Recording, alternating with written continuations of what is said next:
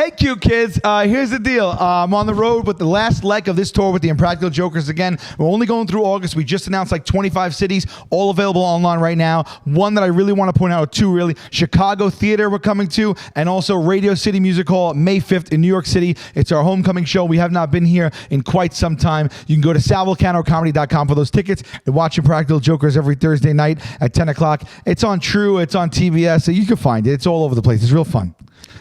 I'll see you on the road. New York City, look at me. I can't wait to see you, okay? Radio City Music Hall, May 5th. Tickets right now on sale. Get them. All right, babes, listen to me. I'm filming my special at Tarrytown Music Hall March 3rd, but those are all sold out. So I'm running my special at New York Comedy Club February 20th, February 26th, 27th, 29th, and March 1st. Those are the last times in the New York area you'll be able to see that hour. And now I've just announced April 16th, I'm coming to Dubai. And then June 3rd, I'll be in Belfast. June 6th, Birmingham. June 7th, London. June 10th, Manchester. June 11th, Liverpool. June 12th, Glasgow. June 13th, Dublin, Ireland, and then that's it. I am off the road for months, so Chrissy UK's is coming. Chrissy UK's, Chrissy Ireland's, Chrissy Dubai's, and Chrissy New York City's. ChrisDComedy.com for Tiki Wikis.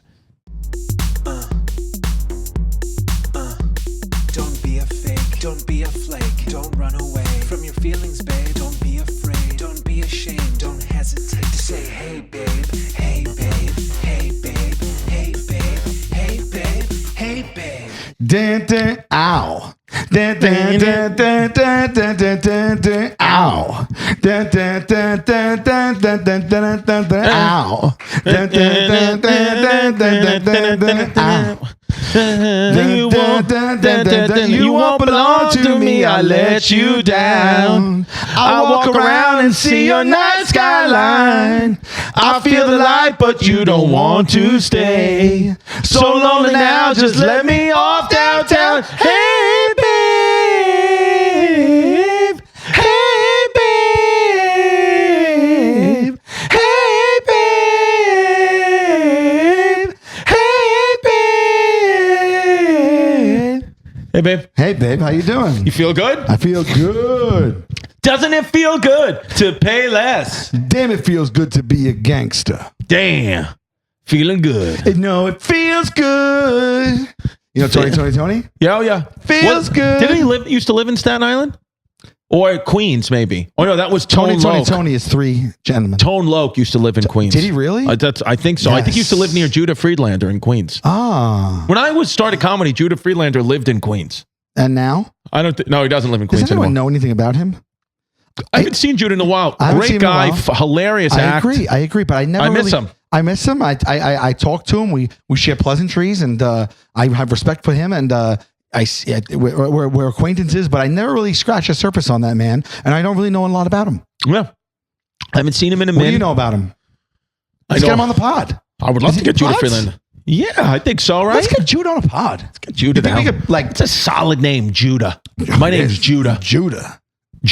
Do you think that we can get him on the pod? And that, if you guys don't know who Judah Friedlander is, he's a hysterical comedian. You may know him from 30 Rock. He's the world champion. He wears a trucker hat, and he's got these big glasses and long shaggy hair and everything. Yes. And he's got a whole image and everything. And really, he has his own kind of angle and thing going on. Meet the Parents. He's got a classic line. He goes, we got a whole bunch of mums. You get a bunch of mums. Yeah. Yeah. He's great. But you think he would let us break down the walls and get to know him a little bit? I'm going to say no. Did you ever see him without his like kind of image? You ever see him not like that? No. It's pretty kind of crazy. Can you type in Judah Friedlander like butt naked? Yeah, anything really. Judah Friedlander. Yeah, there you go. No, but without his thing. Like that. That's wild. Wild, right? That's what's hiding under there. Wow. And imagine that hair is short. You don't even recognize the guy. I would never know that that's Judah Friedlander. Never in a million years. He probably walks around, but he walks around as the world champion. Always. But I bet you when he doesn't want to, I bet you he could do that and get away with everything. He's the world champ. Look at that. See wow. That's something else, right? Yeah. That's something else. Yeah. He looks like isn't it amazing when you see someone this way and you assume them to be something in your head? Right. And then if you saw him that way, you would not assume everything you assumed prior to that. I would He's never. a different person. You feel differently about him. You think he acts differently. You have different opinions about him. Because you know what they say about assumptions, and you know what they say about the word assume. What is it? Yeah, it's You make an ass out of you and me. Yeah. Yep. Yeah. And that's here's another thing that I remembered from 6th grade. An error is not a mistake until you refuse to correct it. Is that true? An error is not a mistake until you refuse to correct it. Well, tell that to Billy Buckner. There it is. And I will say to you, I don't make mistakes. I learn lessons. Oh, I like that a lot too. Right? I'll tell you Positive. the 3 things I learned from all of schooling from K through Literally, 8. if it's any more than 3, I'll bring Trevor Carrot in here right now and he will kick you in the I throat. swear to God. I retained 3 pieces of information from education from kindergarten through 8th grade. Okay. What is it? Nomads roam from place to place in search of food and water. The tundra is a dry and icy barren region, and Eli Whitney invented the cotton gin. Wow. And that's it. Those are 3 pretty impressive things to remember. That's all I remember. The tundra is It's a barren, frozen region, isn't it? So what's an example of a tundra? Isn't the tundra the tundra? You mean things that tundra like? I thought the tundra was the tundra. Like the Sahara the tundra Desert. is the example of the tundra. No, I think that there's different tundras throughout the world. Oh, maybe you're right. The frozen tundra Yeah, I thought it was like. is that, but let me ask you, I thought there was like a main tundra. Maybe there's not. Yeah, there's not. is the frozen tundra a bit of a, what do you say, like an barren oxymoron? wasteland. Oh, right. Frozen tundra? Redundant. Redundant, right? Right, Is that what an yeah. oxymoron? What's an Yeah, oxymoron? Like a big shrimp. Yeah, What's an oxymoron? That's an oxymoron. Yeah, Like yeah. Jumbo shrimp. Yeah, the frozen tundra is just repetitive. It's redundant. Wait, so Jumbo what's the shrimp is- difference? Because all shrimp are, Shrimp indicates small. Jumbo, you're describing something small as jumbo. so like, you know, like an oxymoron, like I'm an oxymoron. I mean, like if a really big fat guy came in and we called him Little Pete, that's an oxymoron. Right. Got it. Or like someone who's an idiot and does a lot of Oxycontin. Like DeRosa's an oxymoron, probably. Right. Does a lot of Oxycontin. Is a moron. Right, he's an oxycontin. I took moron. a shot at him. He doesn't do Oxycontin. I don't think he's a moron. He does. No, he does. I wanted to use the Why joke. else would you move to Pennsylvania? I wanted to use the joke, but I didn't have someone to put in there. You know, I wanted to actually pick like a pillhead we know and call him an oxymoron. But then, Who's a good pillhead? but I didn't want to do that. I didn't want to. So I outed Joe, who's not really those things. Steve, you ever do pills? I've dabbled with some painkillers. Really? You But started- never, but never like abused them or nothing But like that. what did you? But did you ever use I was painkillers? too scared. Not because you were in pain. You used painkillers to get high. You ever done that? No. Be honest. No. You take. What happens when you take a then painkiller? what constitutes a dabble? You know, a couple, 2, 3, maybe. The backs bother me a little bit, you know, but never just like solely recreationally. No. What happens when you take the painkiller? You feel a little bit relaxed and the pain Can you goes see away. how people get addicted to Oh them? yeah, no, absolutely. Well, yeah, I mean, oxy's heroin, isn't it? yeah, Is it? yeah. It's got the same kind of composition, or it's basically like legalized. Have you taken painkillers ever? Nah, I'm too scared. Too scared. Yeah. I've been prescribed them because from like I had operations or this. I've gotten. I don't think I've ever gotten OxyContin. I've definitely gotten Valium, and I've definitely gotten what's that other one? There's a few of them, and I just like I have them all. I just never took them. right. I'm too nervous. I don't want to feel like I don't know whatever. It's amazing people. I watched this documentary on Netflix called Bitconned. It's pretty awesome. I'm not fully through it yet, but the guy who it's about says in the first 20 minutes, he goes, since I was a little kid, I always wanted to be a criminal. Ever since I was a little kid, I always wanted to be a gangster. Gangster, right. That's the opening line to Bronx Little Hill? Miss Sunshine. Little Miss Sunshine. Goodfellas. Goodfellas. Ever since I can remember, I always wanted to be a gangster. But that's amazing, right? Like how people just want to be criminals. How he was like, I'm not, the jail and all that doesn't scare me. It's just like a byproduct of being a criminal. I'm okay with that. Isn't that wild to you? That's wild Because like to the me. number one thing that scares me the most is prison. I do not want to go to prison. Sometimes I have dreams that I'm hiding a crime and I'm going to be in prison eventually. Me too. And the feeling is terrible. Me too. I feel scared. I have those exact dreams. Scared out of my Do mind. you think like at some point in your life you will go to prison? I really, really, really, really hope not. Me I'm gonna either. do everything I can to avoid that. Steve, do you think one day you're going to go to prison, or have you ever went to prison? Steve's putting his headphones back on. I don't think I'll go to prison. He dabbled. Right. Do you think, but you could, is there a scenario where what scenario would be the most likely scenario that would wind you up in prison? I personally think for me, it would be not knowing that I had unpaid parking tickets and speeding tickets, and my license got suspended, and they sent the suspension notice to my mother's house, and I never got it because she didn't mail it to me. And then I was driving with an unbeknownst to me suspended license, and then I would go to jail for the night for that. Jail for the night is different than prison, though. Yeah. Yeah. Actual prison, the only way I could see I could go to actual prison is if I accidentally was texting and driving and hit and killed someone. I could go to you would go to actual prison for that. Yeah. Deserve it, and that's why you're not supposed to text and drive. Right. Right. Yeah. Exactly. No, I don't know, man. I watched this thing on TV on what was that? I watched this thing about prisons. It's like it's a television Prison show. Swap. Was it Prison Swap? No. It was like a docu series on prison, and it was insane, dude. It was like, it wasn't like the first 48 is not that, right? First 48 is like when somebody dies, they got 48 hours to catch killer. These are guys, I forget what the show was called, but they go into the prison, they follow these guys, and they just everybody's fighting. Inside the world's toughest prison, when the guy commits himself to be arrested in the toughest prisons around the world and gets to meet the prisoners. No, I don't think that was it. That's an unbelievable show. What prison shows are there? Real prison shows, though, not like fake prison shows. Yeah, like prison reality shows. Here it is. That's it. 60 days in. That's it. So 60 days in. So That's what it. is 60 days in? What's the concept of the let's concept, read it. I guess. Follow 7 brave participants as they go undercover in North Carolina's Pitt County Detention Center. I think that's it. Yeah. A&E. A&E. Still a network? A&E? I think so. Love right? A&E. Because so does it follow people? You know what else scares me? Being wrongfully accused. Oh, yeah. Because that happened. The guy My dad was wrongfully accused once. Your dad was wrongfully accused? Yeah. Like how far down the chain did they go? They brought him in. They either were looking for him or brought him in. And then what was the crime? Violent? I think it was like a violent crime, but it was another person. Like he just wasn't even in that area. He just fit a description. Literally nothing to do with it.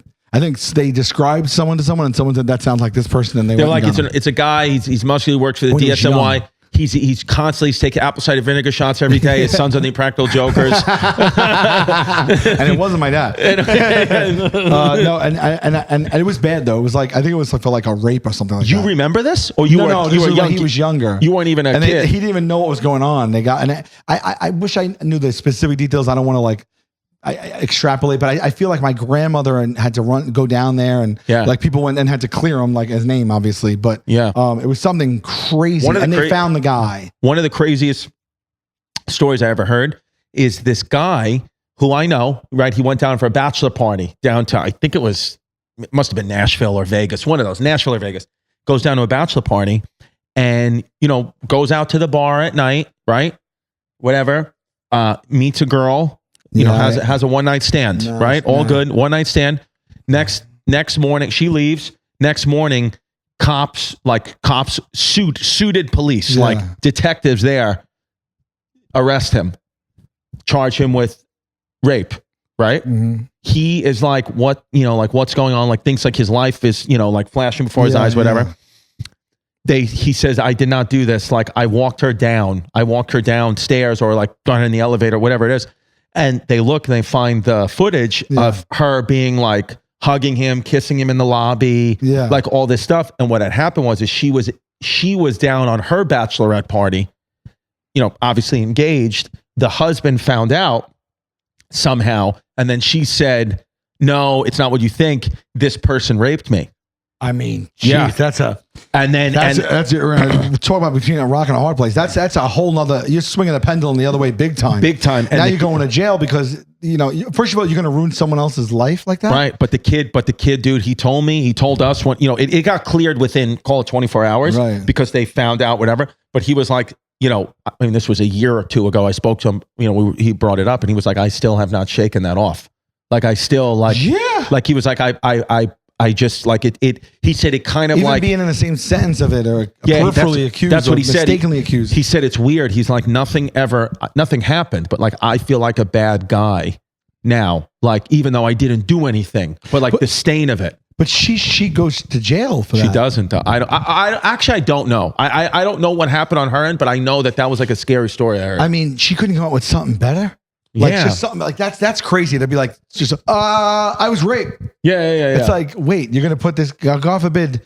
Like for your outcome to come out the way you wanted to, where you weren't at fault, you have to put this man in jail, ruin his life, his family, his loved ones' lives. Then you have to continue the lie that you were raped. Right. And then you have to. No, but the point is though, is like, because you're like a good-hearted person and you're not a sociopath, real sociopaths out there do not feel any remorse for their actions. That's why this Bitcoin documentary was interesting, because it was like one of the first people who was like very open about like, I'll be a scumbag to all my friends. All I care about is getting money and banging girls. That's wild. And I'll do anything to keep that going. And now in the documentary, he was facing 100 years in prison for a Bitcoin scam. And he was like sitting down, saying everything that could absolutely implement him in crime after crime. He didn't care. Really? Yeah, it's weird. Yeah, that's. I don't know how people live like that at all. I think people some people just prison just doesn't scare them. No. You got to think like, I think prison's not for the people who aren't scared by prison. There has to be like another form of justice then. When I was watching this first 60 days in, there's one kid, he's just like, today's my birthday, so I want to get beat. I want to just fight all day. I want to fight everybody. I want to get beat up. I want to get beat up. I want to beat people up. It's my birthday. Like that's what he wanted for his birthday. And then there's like cliques, and they show all the cliques in the prison, and there's like all different kinds of cliques by nationality, by age, all these different things. And he just would go up and start picking fights with them. And he'd be like talking trash in the common area. Right. And everyone's just like whispering like, he's going to get, like, what is he doing? Right. Like, we're all going to just beat the crap out. And then people just started fighting him. And he's fighting everyone one-on-one. He's getting his nose broke. He's fighting people. Yeah. And then he's just like, he was happy to do it. Yeah. And I'm like, I don't want to be in there. Like, I go into prison, right? And I'm just like, look, I don't want any trouble from anybody. No. I'm a nice guy. I'll be your friend. Yeah. I'll help you move something. You know, whatever. What do you need? I don't know. Whatever. I'll play dominoes. Yeah. I will spot you. Yeah. I will, just don't point any pointed edges at me and we have no problems. But like, I go in there and I'm that guy, right? Doesn't matter, because there's a culture in there and a life in there, and there's a way of life in there that they adhere to, that is like, they feel that they must adhere to. So I think if I go in there like that they will just beat the piss out of me, right? Probably. Nobody will be like, don't bother him. He doesn't bother anybody. Just let him be. Some guy that's like that guy that's like, man, I want to fight everybody. It's my birthday. He'll be like, I want to break his arm. It's my birthday or something. And I'll just be like, I don't want any part of this. Right. Yeah. So I will get, but the thing is, I think if they feel that you don't want any part of it, that's like, they're going to invite you in to be a part of it. Like in a negative way. They're going to break a part of your body. Yeah. Yeah. But why? But I'm telling you, you have no trouble here. I have no trouble with you. You have no trouble with me. I will not even. I don't even have to come in your lane here. Just do what you got to do. Why are you going to still come after me? Right. Because people, they act a fool.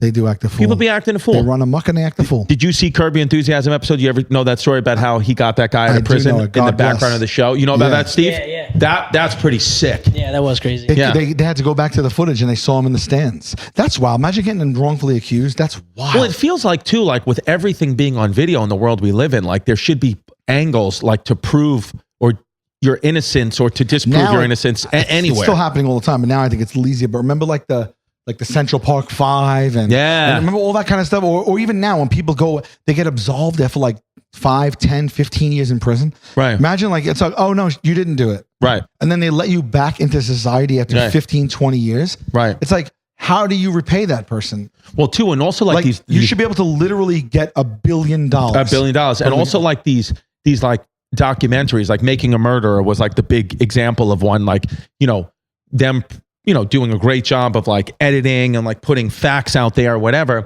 but not telling the whole story. And they didn't, right? Like the guy, like the prosecutor, I think his name was Ken Krantz or something like that. What the hell happened with that? No, like they made him look like so bad or whatever. And he was like, I saw like a little documentary with him. He was like, I literally, like, I've been getting like death threats and people have been saying like, what a horrible person I am. I put a guilty man in prison based on the evidence, based off the justice of our country. You made my words look different and you made me look like this horrible guy when none of it's true, because then like even my family was like on Stephen Avery's side. They were like, there's no way he did it. And then after I watched it, I heard like other stuff and they're like, oh, they didn't mention he did that. They didn't mention that he killed animals, tortured animals, that he was the last one to see her alive. And Ken Krantz's part was like, all of that was presented in court. not on the documentary. Right. In court, they left out the parts that absolutely nail the two of them. Right. So that's why we didn't let them out. Right. They did it. He was like, So it's not getting flipped? no. But no, what about that other kid, Brendan Dassey? I don't think The kid who was like, who basically they coerced a false, right. I don't know. I don't know what happened with Brendan confession. Dassey, if he's still in there or not. Can you look him up? Let's see. Brendan Dassey is an American convicted Incarcerated murderer. still. Yeah. Incarcerated. I think first degree intentional homicide, I think you're in jail for life. Life in prison with the possibility of parole in 2048. He can get out. But what about he videotaped the interrogation confession, which he recanted at trial, substantially contributed to his conviction. Parts were shown, but much was left out in the Netflix documentary series Make a Murderer. The series examined the 2005-7 investigation, prosecution, and trials of Dassey and his uncle Steve Avery, both of whom were convicted of murdering the photographer Teresa Halbach on October 30, 2005. After his conviction, Dassey's case was taken by the Center of Wrongful Convictions of Youth. In August 2016, a federal magistrate judge ruled that Dassey's confession had been coerced and overturned his conviction and ordered him released, which was delayed during an appeal. In June 2017, a divided panel of the United States Court of Appeals for the Seventh Circuit affirmed the magistrate judge's order overturning Dassey's conviction. Wow. In December 2017, the full en banc Seventh Circuit upheld Dassey's conviction by a vote of 4-3, with the majority finding that the police had properly obtained his confession. Wow. So there you go. So wow, that's a gray area. Imagine that. Imagine being him and be like, he's overturned. It's not. It's overturned. Yeah. It's not. You got to be so. Oh my God. But like, yeah, Stephen Avery, I know, like with the thing like that they. 16 years old think- with an IQ. Yeah, he's a slow. Yeah. So the He's one a slow? He's a slow. He's a slow. They I know, like one of the things I heard Ken Krantz say is like when they were like, interrogating him or like for the documentary, they were like, he was like, we found her bones at the fire pit on his property. So who did it? Was that in the documentary? No. And he was like, That we seems like it would have been a quick episode. He said, we found her. I never forget. He said, we found her bones in the fire pit of his property. So tell me who did it then? Right. He was like, that's the evidence that the state put forward. Here's a fun factual sentence from Wikipedia. Dassey was described as a quiet, introverted young man with an interest in WWE. He was reportedly upset when he missed WrestleMania 22. And he has an interest in animals and video games. Why put that in there? Yeah. It is so absolutely not contextual. That's like in the news the other day. Like Letitia James, the Attorney General of New York, she's got suing Donald Trump. Yeah. So she's just suing Donald Trump, and the newspaper wrote, morbidly obese Letitia James is suing Donald Trump. I'm like, why did you put that in there? Why did you call her morbidly obese? There was no reason to say that. One time, the Washington Post did a big story on us, Practical Jokers, right? And they had someone come and they tailed us for a while and shouted us, and they watched us, and they came to a bit, and in the bit, they came to a punishment. I was getting punished, and I was teaching a dance class, real dance class to couples, and it was like a serious class, and I was the instructor, and while the class was going on, they were practicing and everything, and I had to approach couples slyly. It was a big room like this, and they were all broken off and following their moves. And they gave me a suitcase full of real cash, and I had to go up to them and then do an indecent proposal quietly with each couple in the whole place, and ask the man if I could have his wife for a night for $25,000 cash in this suitcase. So I had to walk up to these people and go, "Excuse me, I know that we're having a great time. I know that you two are together. I'm happy to have you in my class. I just was wondering, and I am serious, in this briefcase I'm holding is $25,000 cash. And I was wondering if you would allow me to have any interest. Would you have any interest in me being with your wife for the night in exchange for the cash or whatever?" I went and said that to like 6 couples, dude. Did anybody say yes? A couple people like walked out, and then some people like played along, took a good joke, but then I had to tell them I wasn't joking. Right. Like it was really intense. And this was the Washington Post was watching this. And they wrote a cover story of us, and it was like on the cover page, whatever. And it was like an in-depth article. It was like you'd go to the next page, was like 10 photos. They had a photo shoot for us. And the whole entire article is factual, regular things about everything, our history, what we were up to, anything you could think of, completely contextual and factual. The opening sentence, the first sentence in a 4-page Washington Post article was describing me as I was doing this to the people. And the lady wrote, Sal. Yeah, baby. I think I speak for you, me, most men when I say we want to have better sex. You and for don't speak for me. And for the sake of our partner, we need to have better sex. You don't speak for me. Yeah. The issue is that over-the-counter erection pills contain unregulated chemicals, suggest unsafe doses, and include the risk of several other health problems. Listen, I've listened to Sal have sex many times, and he does great. But since he's been doing joy mode, I say, you know what? I want to get involved. Their trademark product, the Sexual Performance Booster, is every man's solution for increased blood flow, firmness, stamina, and performance. That's why we partner with our friends over at Joy Mode. Look, it comes in a palm-sized packet, Oof. like your favorite electrolyte powder. Yeah, that's what it is. Simply mix with 6 to 8 ounces of water in 45 minutes before sexual activity and watch the magic unfold. Literally. Ingredients with integrity, Joy Mode. Go to usejoymode.com/code and get 20% off with code HeyBabe at checkout. That's 20% off and free shipping with code HeyBabe at usejoymode.com/code. Great sex solved naturally. Nice, bro. Folks, this episode brought to you by BetterHelp. Our friends at BetterHelp. Thank you for sponsoring almost every single episode of that show. Mental health, we all need help with it. It doesn't matter if you're even, feel like you need help. We can all use someone to talk to. And I love BetterHelp. Sal uses it. I use it. Steve Ciccone, Rice-A-Roni use it. Listen, love BetterHelp. If you've benefited from therapy in the past, then you know that you can give this a try. It's convenient.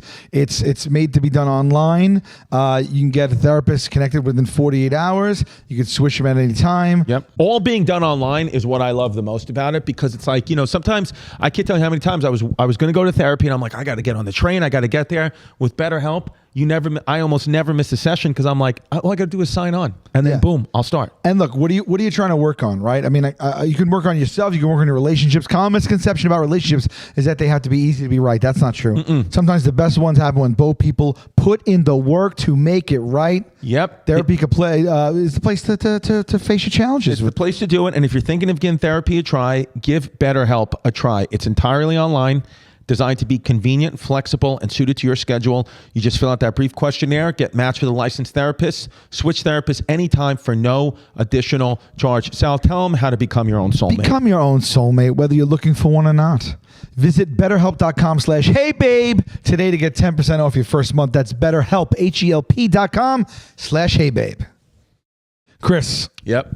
I have two favorite foods. Ravioli and cereal. Knew that. Okay. And lately, I don't really eat all the cereal I did from my childhood because it's not really for me anymore. But you are eating a ton of ravioli. Ravioli. But adult cereal is so bland. It's not the same. Okay. And protein shakes and supplements are boring and stuff like that. And that's why I'm happy Magic Spoon is back with us. Magic Spoon. They have reinvented your favorite childhood cereals to taste great. Each serving contains 0 grams of sugar, 13 to 14 grams of protein, and 4 to 5 grams of net carbs per serving. It is a keto-friendly, gluten-free, grain-free, soy-free way to relive those moments watching your favorite cartoons, plus 140 calories a serving. Say what?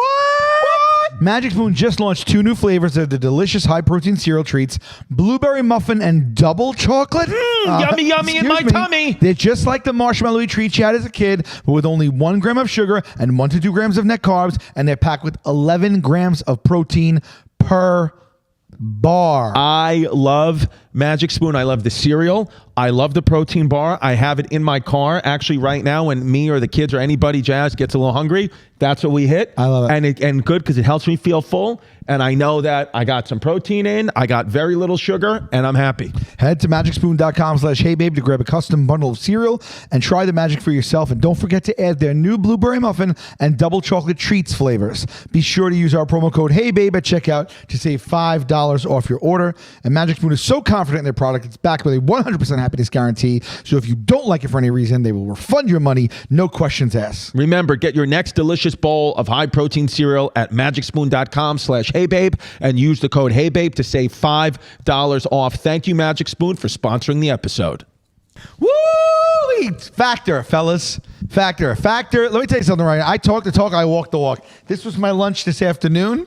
Okay. This was a shredded chicken taco bowl with roasted corn salsa and cilantro lime sour cream. Love it. And then boom, boom, pow. I got that empty chocolate banana protein shake. So I use Factor. Factor's delicious, ready-to-eat meals make eating better. Every day easy. Wherever tomorrow takes you, be ready with pre-prepared, chef-crafted and dietitian-approved meals delivered right to your door. You'll have over 35 different options a week to choose from, including keto, calorie smart, vegan and veggie, and more. And there's even more to enjoy with over 55 nutrition-packed add-ons that help make your weekly meal planning even more delicious. What are you waiting for? Get started today and have a feel-good week of meals ready to go. I mean, look at it. It's one of these products where, like, look at Sal's literally Factor has become a part of his life, and look at what he looks like now, and then go back 6 months and see what he used to look like. And you tell me Factor didn't have a Factor. 2-minute meals. Fuel up fast with their restaurant quality meals. Heat up wherever you're ready. Snacks, smoothies. The smoothies are delicious too. They are delicious. I love mango. I love the them. strawberry banana. It's a perfect solution if you're looking for fast upscale options done easily. That's what is my favorite thing. It's I'm hungry, 2 minutes I'm eating. Beautiful. It's an actual meal. And sign up and save. They've done the math. Factor's done the math. They're less expensive than takeout, and every meal is dietitian approved to be nutritious and delicious. Head to factormeals.com/heybabe50 and use the code heybabe50 to get 50% off. That's code heybabe50 at factormeals.com/heybabe50 to get 50% off. Like, this is how she started the article.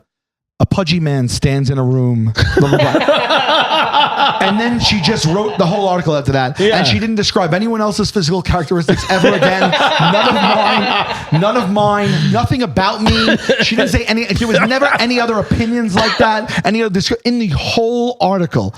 And I read the first page, and I was like, and I spoke to this woman to her face. You know, and I was I pudgy at that time? I don't know. I probably The name of this episode is A Pudgy Man Stands in the Room. That's the name of this episode. Can you bring up, just put Washington Post and Practical Jokers. And I read that and I stopped and I just smiled and I read it again and I read the whole article and I was like, there was no reason. For her to, she just had no. It didn't connect to anything else. At all. There was no reason for her to say it at all. She just took a fucking shot at me for no reason. I was with this woman for 2 days. This one, right? Yes. Ellen McCarthy. December 21st, You're not even pudgy 2010. there. I'm not even pudgy there. A paunchy. A paunchy, bearded 41-year-old man nervously paced the floors of a mirror-lined dance studio as the sun set over Manhattan and 8 couples showed up for what they thought was a free tango lesson. Okay, so what's paunchy? Paunchy is pudgy. It's the same thing. It's a paunchy. You know? Yeah. Paunchy, Google paunchy. Paunchy. This is what she felt like she had to call me in the opening sentence for no reason at all. Having a large or protruding belly. Paunchy. Should we name the episode a Paunchy Man? Paunchy Man. Paunchy Man. Wait, what's the actual It's like percent, Florida Steve? Man, like Paunchy Man Yeah, seeks Paunchy Man. love. Go back to the article, Steve. Yeah, look, what's the act? A paunchy bearded 41-year-old man. That should be the name of the episode.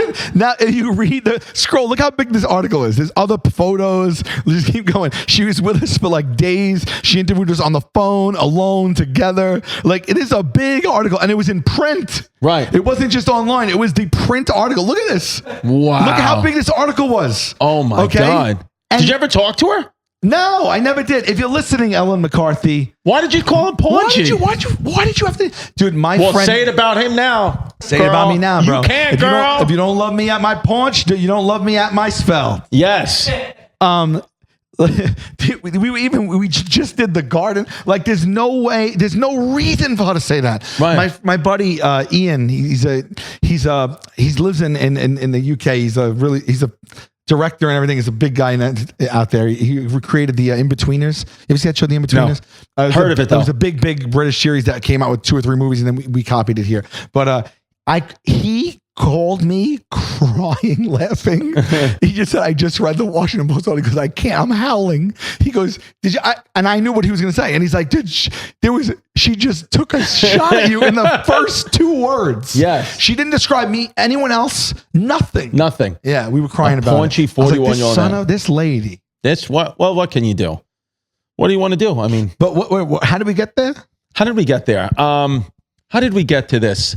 You were describing how they described. Oh yeah, how they said a morbidly obese Letitia James suing Donald Trump. I mean, I guess it could have been worse. It could have been morbidly obese. I mean, we're all technically morbidly obese. Like, that's the thing. It's like, that BMI, you ever seen that? Like, I bet you I've Steve been- is normal I've in BMI. been morbidly. I think when I was over like 25, 30 pounds, it was morbidly. I'm 6'1", Stevie. Put BMI. I'm 6'1", 220 pounds. I guarantee you I'm obese. I guarantee you I am. Oh, I'm more obese than you. Yeah, because you're 5'11". I'm 5'10" and I'm 214. Right. So here we go. Let's go 5'11". 5'10". I'm supposed to be 177. Wait, what happened to the top of the? Oh, it's an ad. Can you? yeah. Click out of that damn ad. Damn ad. I don't know. Okay. So underweight. Okay. So extremely. This only goes up to obese. So healthy, underweight. Healthy is green. Wait. So where does so that's my height, and it says the weight is 177.8. So what is that? What are those numbers? Can you get that garage band? All right. Quit it. Yeah, but it only goes up to 215 weight. 215 is my weight.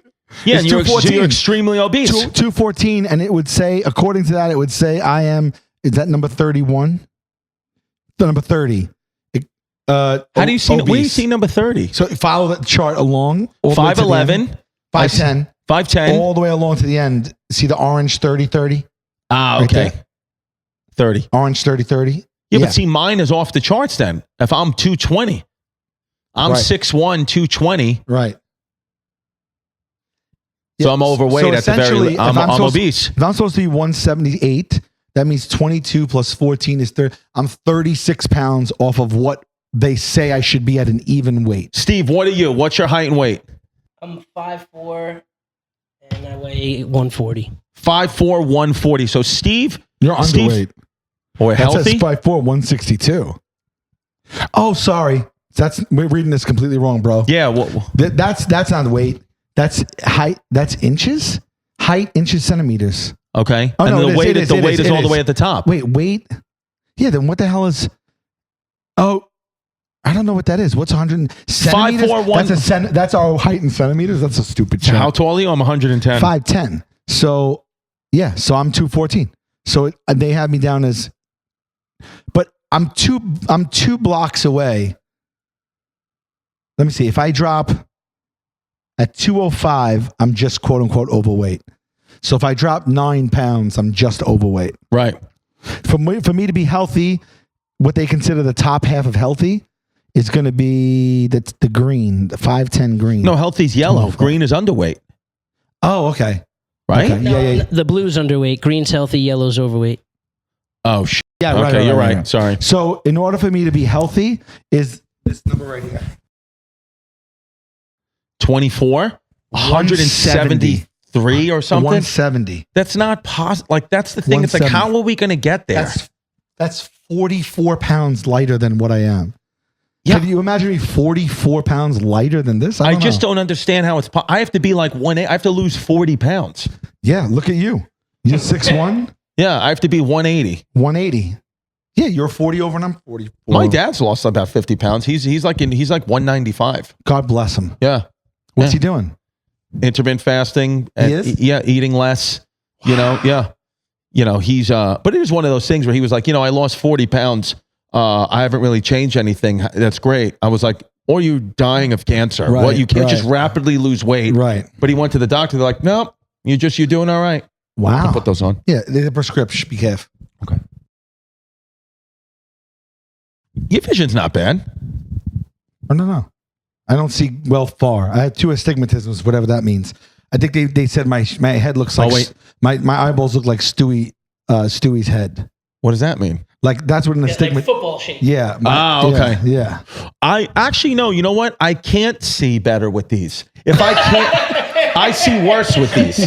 That's probably what it should be. Right. They're prescription. Yeah, You ever do yourself? You don't wear glasses though. No. Well, So I wear then them. why- I wear them ironically. When I wear the shades. Right. But you don't have perfect vision. I guess I have something close to. I mean, well, no, I don't have perfect vision, but I can see. I can see, like I can read, Right. things on a board. So you don't need glasses. I don't think so. I mean, not that I don't need them. I don't think that I think right now I can have all functions of life wearing Not wearing glasses. You know what else is another fun fact about Steve? He's an amazing baseball player. Is that true? He's an amazing coffee maker, drummer, and baseball player. Talk to us. Yeah, baseball and drums. Those are the two things I did my whole life. Started really. Could you hit a young. baseball with a drumstick? I could. I don't think it'd go very far though. You could do it though. Could you play the drums with a baseball bat? I don't think the drums would last very long. Interesting. Wait, so would you play ball, like Little League ball, and then you went as you got older? Yeah, I played all the way up until high school, and then didn't play in college, and then just got involved in like men's leagues and stuff like that. Really? But I did try out for the New York Mets. I got invitation only tryout when I was. Wow. Yeah, I still have the invitation. No In way. City Field? It was actually where the Cyclones play. Sure, in Coney Island. Yeah, How many people showed up? there's probably maybe like 100 guys or so. And did anybody make it from your list? From your group? Not from Wayne my group. Corbett. It was me and my friend Anthony from my team went, and then it was just it was more like it was like working. It was an open tryout kind of thing. Well, invitation only tryout, but it was more like a workout with younger guys, just to kind of keep an eye on younger Well, talent. if you could have the people who control the Mets were watching. Yeah. So like you could have, if you hit like 10 home runs or something or Sure. through, you could have been like Henry Rowan Gardner. Yeah. And made the team. Yeah. Wow. That would have been sick. So what did you play? Middle infield. Second base? That I think I was doing like second and third base. Yeah, you got a Chuck Knobloch feel to you. You do have Chuck Knobloch feel. That's cool. You turned 2 a lot? Turn 2. Yep. That's awesome. I would love to turn 2. I'm scared of baseball. Like when like line drives get like shot at you, like you ever get hit in the face with a line drive? Playing St. Joe's travel team, I took a ground ball, took a bad hop, hit me right in the face. I got 33 stitches. 33 stitches? Yeah. No. Wow. Yeah. Right there on the field. Yeah, they stitched me up right at shortstop. No, were you gushing in blood immediately? Yeah. Was it painful or did it happen so quick it didn't even hurt? It happened so quick. I was in shock. I didn't really feel anything. Like the stitching, that was probably the worst part of it. Like your lips split open. Yeah, my tooth, I just kind of like bit through here. And this whole thing opened up. Yeah. So what was Wow. that like? They just carted you off the field and you went to the hospital? Yeah, actually, my brother was watching. He was like an EMT at the time, so he took care of me and then drove me to the hospital. He came in, he put the chest compression things on you. He's like, clear. It's funny. I had a couple of friends at the game, We got and to fit this guy. my friend was taking a picture of it, and then somebody yelled out from the stands, "Don't do that!" And he's like, "No, I'm his friend. He'll want this." Oh, man. Yeah. That's pretty sick, dude, to try out for a major league team. How did you, how you could hit a fastball? Like, Yeah, I mean, I was, at one point I was probably on like 2 or 3 teams doing travel teams. I played in like the Cooperstown tournament. It's like the best teams. that consumes a lot of your life, right? Yeah. Baseball had to be your life. Yeah, and that's probably why at like 18 I was like, I'm not going to go pro, and it's like you got to dedicate so much time. Right. It's like the off season, the workouts, all that Right. stuff. So I guess I just wasn't willing to put that kind of time in. When my mom threw me in Little League, like in like 5th grade or whatever, the first thing I realized was like, these kids don't have no control of the ball, these pitchers. No. And like every like 10th pitch was like, if you didn't move, it would hit you in the head. Right. And I was like, why would I want to? I'm going to get beaten.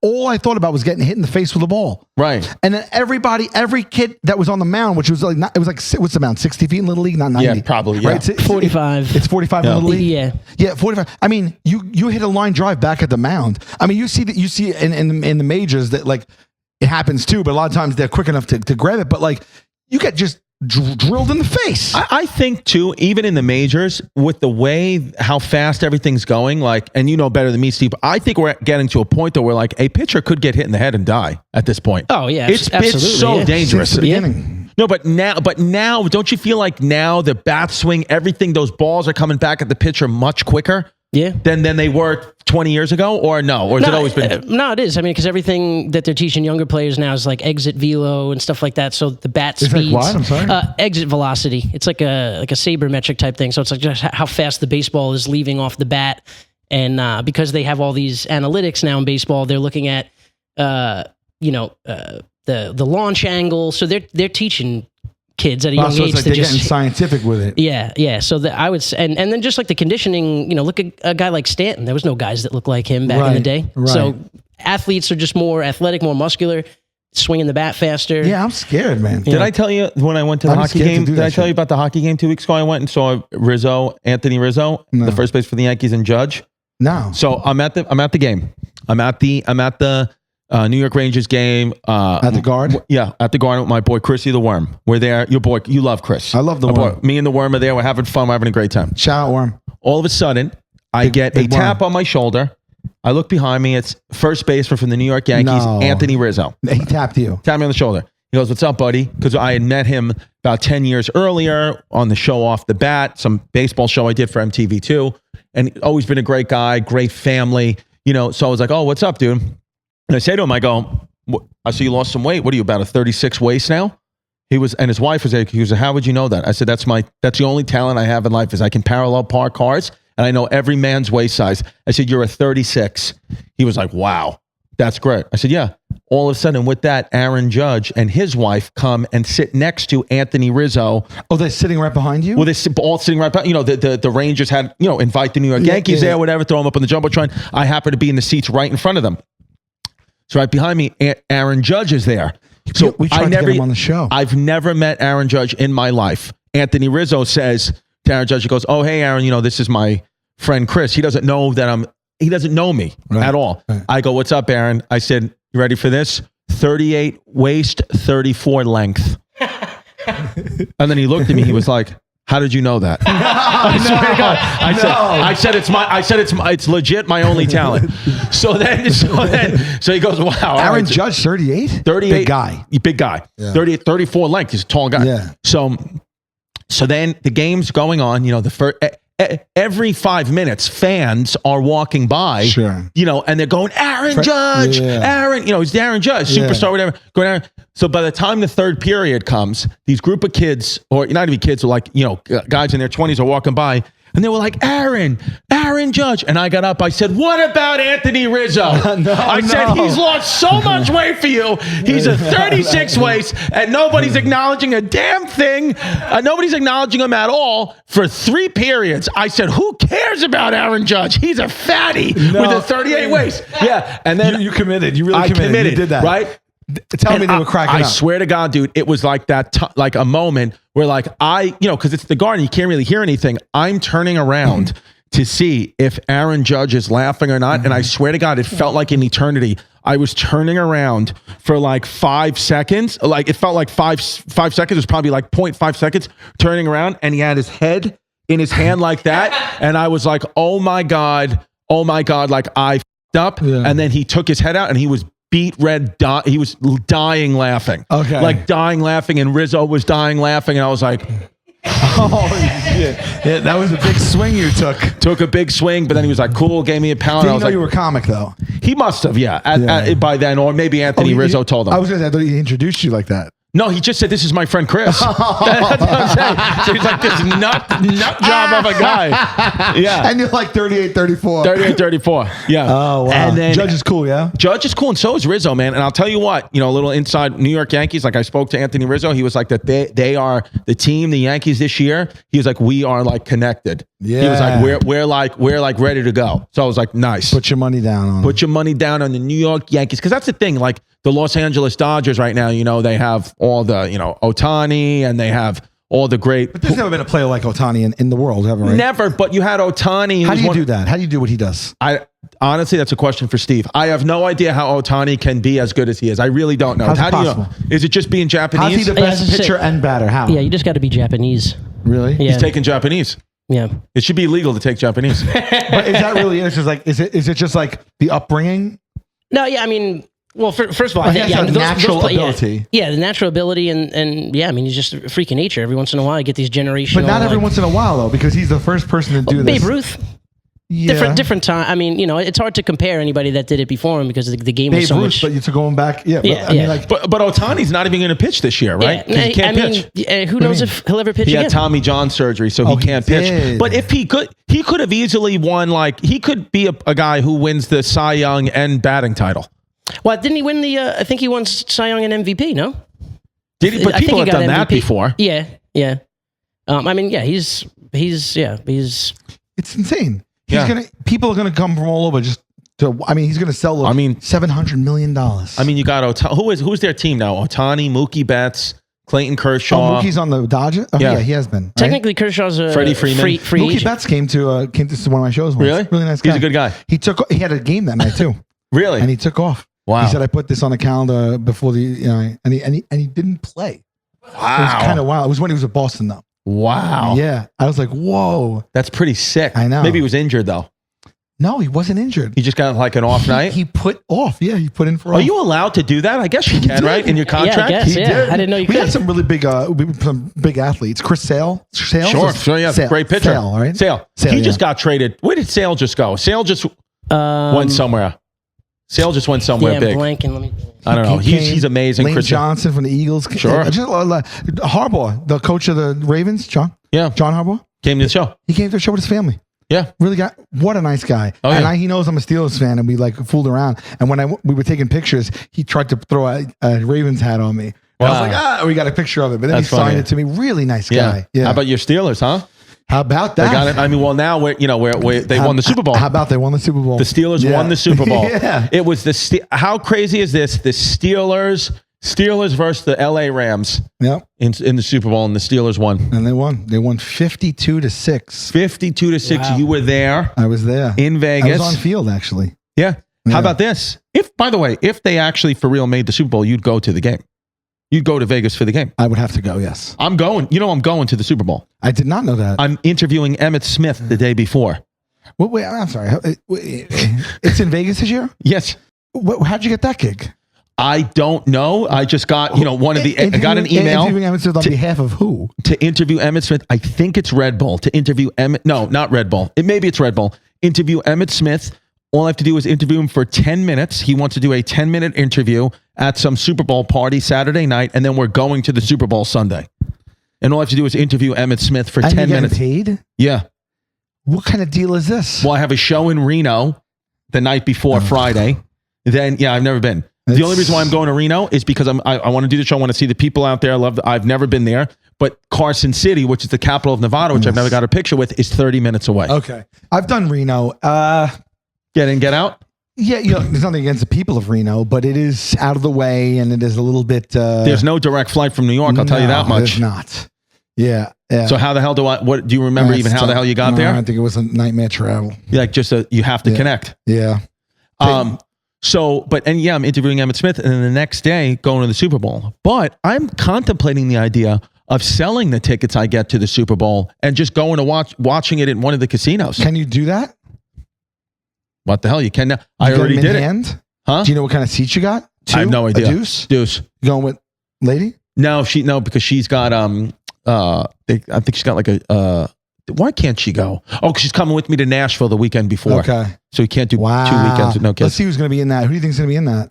Honestly, I know It happened already, so this is us. It happened already, but I'm gonna, for real, I really genuinely in my heart think it's Ravens Niners, and I think the Ravens win. Yeah. That's what if I had to guess, it would be Ravens Niners and Ravens win. I mean, it's two of the best teams right there. I mean, the Eagles have lost 4 or 5. Yes. Yeah, the Lions, like they could surprise you. The Steelers too. Don't you kill when a team is hot and just beating everybody. But Watt is second-degree MCL sprain. He's Out. got at least a couple of weeks. And now, So the Steelers have to win. and without him. You got to win without him. He cannot play. No. So I don't know. I mean, they find a way to win. Tomlin coaches his way to win a lot, and Rudolph has been on a good streak. But we'll see. I hope for the best. Are you going to go to any of the playoff games? I don't think I can. Right. If I can break away, maybe I will. I gotta look. I didn't know. So I don't know what time, what day. Next week I'm on the road. I have nightmare travel next week. Tell me. This. I'm playing a casino in Highland, California. I'm flying out on the Friday cross cunt. That's not a word you should shorten, huh? I'm known for truncating my words, but I never did that one. Yeah. So for the AI that's checking this, it's cross country, COUNT. I guess if you shorten country, it's cross count. If you're really spelling with it. Anyway, yeah. So cross country. I'm going across country, 6-hour flight. I land 3+ hour drive to the casino. Do the show without getting a hotel. After the show, drive 4 to 5 hours to Vegas to check in at like 2, 3 in the morning. So that day I'm flying 6 hours and I'm driving 6, 7 hours and I'm doing the show. Stop. I swear to God. Okay, but let me ask you this. You're not driving, though. No, but even like sometimes I like driving even better because sitting in the back of like a Sprinter or something for like 5 hours, you want to rip your legs off. I remember one time you drove 5.5 hours we did some casino upstate, and I said, Sal, I'm your co-pilot, and I slept the entire time. Yeah, there was 2 times that you really we almost died and you don't know. Seriously, right? We almost died. What happened? Boston, coming home from Boston from the few days that we did at the I remember that. Wherever that was, the Wilbur. Yep. And it was a terrible storm. Right. Terrible. Right. Like, I mean, like when people pull over because it's raining so hard, the wipers can't keep up. Right. And there was like, but you pursued. You continued on. But he persisted. Yes. You fell asleep relatively early in that drive because we had to go so slow. It was 5+ hour drive. You fell asleep. I was dead tired. And I don't know if I had my glasses, and I was driving in that, and we were hydroplaning all over the place. I was white knuckling the steering wheel, and I literally had like tension in my back, a headache, and I was nervous that we would die. And you slept through that. And then one time we had to leave Vail. No, was it Vail? Yes. No, it was Aspen. And then we had to drive from Aspen in terrible conditions to the airport, like 2.5 hours. We had to go to like Denver or something. Yes. Right? And you slept through that one. And I fell asleep in that one. Yeah. Well, what can you do? Yeah. But, it's otherwise you're normally with it and you're paying attention. Right. Yeah. So. It's been, hey, babe. What do you got going on there? Fuck. Yeah. Hey, babe. Dr. Mary. Dr. Mary.